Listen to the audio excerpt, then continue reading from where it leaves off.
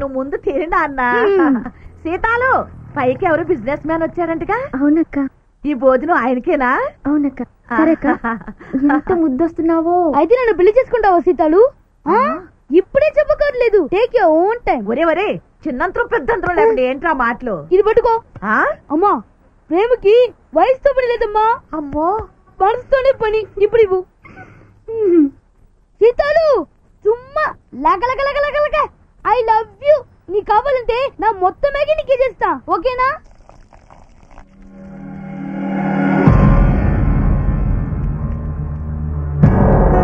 Scene scene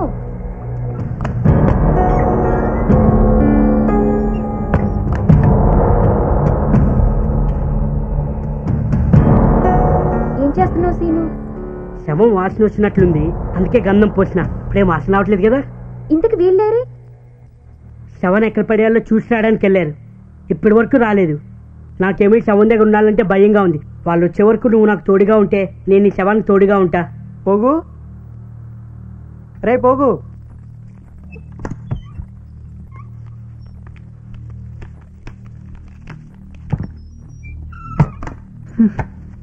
భోంచేశారా?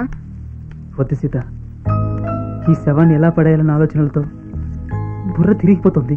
అవును సీత, ఏవో చిన్న చిన్న పనులు చేసుకుంటూ కడుపు నింపుకునే మాకు ఇలాంటి కష్టం ఎదురవుతుందని కల్లో కూడా ఊహించలేదు.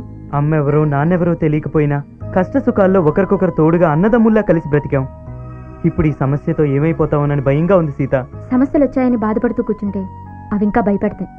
ముందు ఈ సమస్య నుంచి ఎలా బయటపడాలో ఆలోచించండి. దాన్ని అలాగే తీసుకెళ్ళకండి. గంధం కడిగి తీసుకెళ్ళండి.